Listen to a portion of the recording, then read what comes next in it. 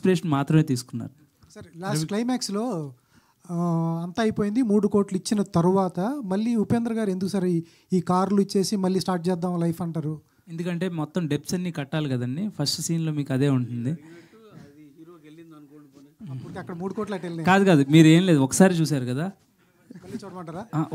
ఇంకొకసారి చూడండి, మొత్తం క్లారిటీ వచ్చేస్తుంది. రవి గారు, అంటే you been part of fan boy, ఇప్పుడు సూపర్ స్టార్ అయ్యారు. బట్ ఫ్యాన్ బాయ్గా ఉన్నప్పుడు అంటే మీ స్టార్ నుంచి మీరు ఏం ఇన్స్పిరేషన్ తీసుకున్నారు అనేది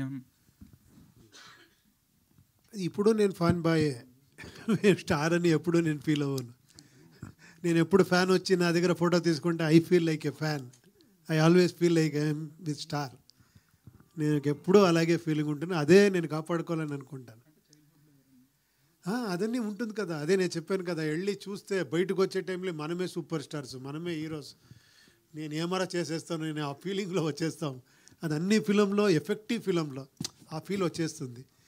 నాకు ఈ ఫిలంను కూడా బిఫోర్ రిలీజే చూశాను, ఇంకా ఏం ఆర్ఆర్ ఏం లేదు. అది అక్కడే నేను చాలా ఇన్స్పైర్ అయిపోయాను. నేను వచ్చి ఒక 1 hour మాట్లాడాను ఆయన పెట్టుకొని. అది ఆ ఫీల్ ఇచ్చేస్తుంది కొన్ని ఫిలమ్స్, గుడ్ మేకింగ్ ఫిలమ్స్, ఆ ఫీల్ ఉంటుంది. ఉపేంద్ర గారు, ఇక్కడ సార్ ఆంధ్ర కింగ్ అనే టైటిల్ విన్న వెంటనే మీకు టెన్షన్ పడ్డాను అన్నారు, నన్ను ఎలా తీసుకుంటారో లేదని. మీకు నమ్మకం ఎప్పుడు వచ్చింది? వీళ్ళిద్దరే నమ్మకం ఇచ్చారు, లేదు మీరు చూడండి అది జస్టిఫై అవుతుంది అని.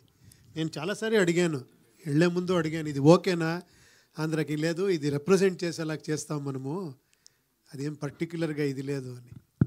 Mahesh garu, after a long time a fresh film చూసినట్టు ఉంది మన Telugu films. After long time movie cut to the point చూసుకుంటే ఎమోషన్ ఫుల్ చాలా స్ట్రాంగ్గా మూవ్ అయింది. And what is the homework you have